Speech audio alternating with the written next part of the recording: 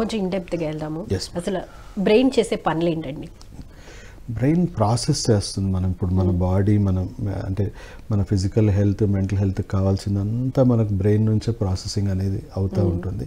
So ఒక రకంగా command centre అని అనొచ్చు. మన బాడీలో దేనికి ఎంత ఎనర్జీ సప్లై చేయాలి, దేనికి ఎంత ఎనర్జీ సప్లై అవసరం లేదు, అండ్ దేనికి ఎలాంటి న్యూరో కెమికల్స్ రిలీజ్ చేసి వాటి పనితనం అనేది పెంచాలి. సో మొత్తం ఒక ప్రాసెసింగ్ యూనిట్ అనమాట. మొత్తం బాడీని కమాండ్ కంట్రోల్గా మనం చెప్పొచ్చు బ్రెయిన్. ఓకే. కొన్ని సందర్భాల్లో ఏదైనా యాక్సిడెంట్స్ కానివ్వండి, లేకపోతే మామూలుగా ఉన్న వ్యక్తి కూడా హై బీపీ వల్ల, ఇట్లాంటి సిచ్యువేషన్స్ వల్ల, అంటే ఇతర అనారోగ్య సమస్యల వల్ల బ్రెయిన్కి డ్యామేజ్ అయ్యే సిచ్యువేషన్ ఎప్పుడు వస్తుంది?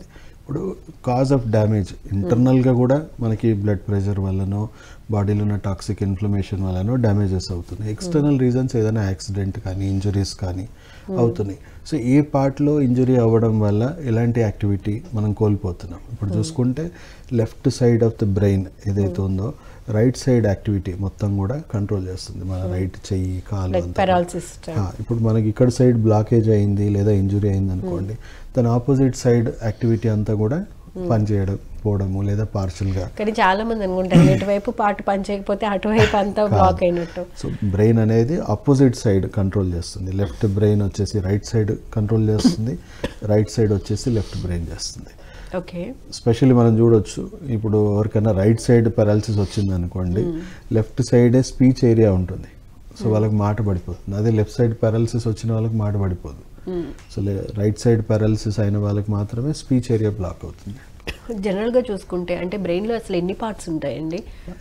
చూసుకుంటే ఇప్పుడు మనకి స్పీచ్ ఏరియా, అలాగే సెన్సరీ ఏరియా అంటే బాడీ సెన్సేషన్స్ని కంట్రోల్ చేసే ఏరియా, అలాగే మోటార్ ఏరియా అంటే మోటార్ యాక్టివిటీ అంటే మనం చేయితో పట్టుకోవడం కానీ, ఏదైనా హోల్డ్ చేయడం కానీ, అంటే దాన్ని మోటార్ యాక్టివిటీ అంటారు. సో అట్లా డిఫరెంట్ జోన్స్ ఉన్నాయి. ఒక్కొక్క జోన్ ఒక్కొక్క యాక్టివిటీని మానిటర్ చేస్తుంది.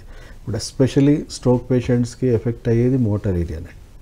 సో అందు గురించి వాళ్ళకి మోటార్ యాక్టివిటీ, వాళ్ళకి సెన్సేషన్లో ఏ లోపం ఉండదు. పట్టుకున్న వాళ్ళకి అన్ని సెన్సేషన్స్ నార్మల్గానే ఉంటాయి.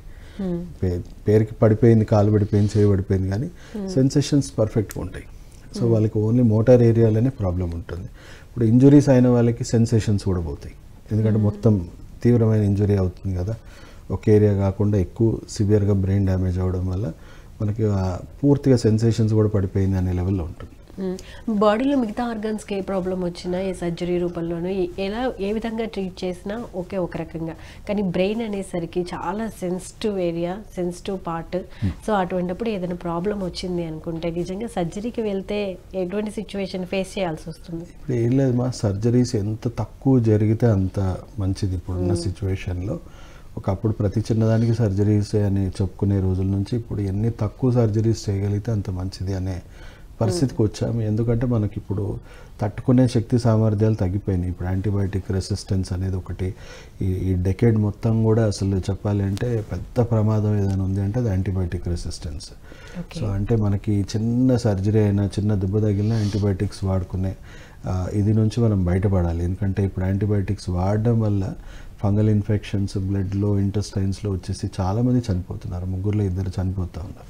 సో సర్జరీస్ అనేవి మినిమైజ్ చేయడానికే WHO ఇప్పుడు మన ట్రీట్మెంట్ని ముందుకు తీసుకొచ్చింది. సో ఈ ట్రీట్మెంట్ మనం ప్రాథమిక చికిత్స నుంచి తీసుకొని కొంతవరకు ఎమర్జెన్సీ కేర్లో కూడా మనము దీన్ని ఇంప్లిమెంట్ చేయడం వల్ల అనవసరమైన శస్త్రచికిత్స లేకుండానే మనము చాలా క్రానిక్ కండిషన్స్ని కూడా మనం మళ్ళీ రికవర్ చేసుకోవచ్చు. ఇప్పుడు స్పెషల్లీ మీరు ఒక్కొక్క స్టేజ్ చెప్తాను. ఇప్పుడు చిన్నపిల్లలదే తీసుకోండి, సెరెబ్రల్ పాల్సీ కానీ లేకపోతే ఆటిజం లాంటి కండిషన్స్లో ఉన్న వాళ్ళకి కూడా అలోపతిలో 0 ట్రీట్మెంట్, దానికి ఎలాంటి వైద్యం అనేది లేదు. జీవితాంతం ఫిజియోథెరపీ, బిహేవియర్ థెరపీ అవి చేసుకున్నా కూడా వాళ్ళు ఎలాంటి మార్పు అనేది ఉండదు.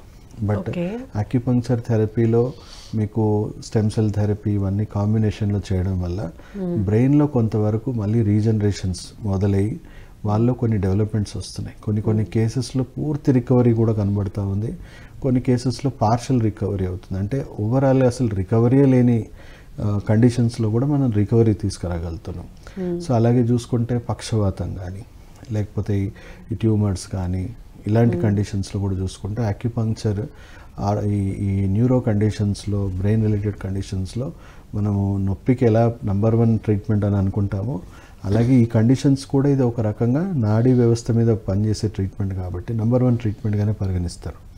సో స్ట్రోక్ పేషెంట్స్ స్టార్టింగ్ స్టేజ్లోనే ఒకవేళ వాళ్ళకి ఎమర్జెన్సీ కేర్లోనే ఈ ట్రీట్మెంట్ అందించడం జరిగితే 10-15 రోజుల్లోనే వాళ్ళు 100% కోలుకోవడం జరుగుతూ ఉంది. సో హై అండ్ ప్రోటోకాల్స్ ఇప్పుడు వేరే డెవలప్ కంట్రీస్ అన్నిట్లో కూడా ఎమర్జెన్సీ కేర్లో కూడా ఈ వైద్యం అనేది స్టార్ట్ చేసేసారు. అలాగే కొంచెం ముందు నుంచే మనం ఈ వైద్యాన్ని అడాప్ట్ చేసుకుంటే మన చిన్న చిన్న ప్రాథమిక చికిత్సలకు ప్రాబ్లమ్స్కే మనం వాడుకుంటే అసలు పెద్ద సమస్య అనేది తయారే కాదు.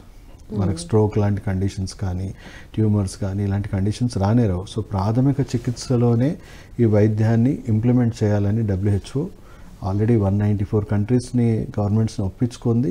మన గవర్నమెంట్ కూడా ఒప్పుకుంది. మనం ఆ దశలో ఉన్నాం. ఇంకొక 3 to 5 yearsలో అన్ని స్టేజెస్లో ప్రాథమిక చికిత్స కానీ సెకండరీ రీహాబిలిటేషన్ సెంటర్స్లో కానీ లేకపోతే ఎమర్జెన్సీ కేర్లో కూడా మనం ఈ వైద్యాన్ని ఇంప్లిమెంట్ చేయగలిగితేనే ఈ యాంటీబయాటిక్ రెసిస్టెన్స్ అనే వచ్చే పెద్ద మహమ్మారిని మనం మినిమైజ్ చేయగలము అండ్ అనవసరమైన సర్జరీలు అనవసరమైన డ్రగ్స్కి దూరం ఉండగలం.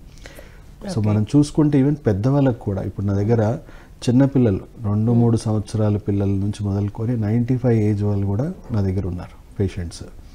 సో ఈవెన్ పెద్దవాళ్ళకు కూడా వాళ్ళకి ఏముంటాయి మల్టిపుల్ హెల్త్ కండిషన్స్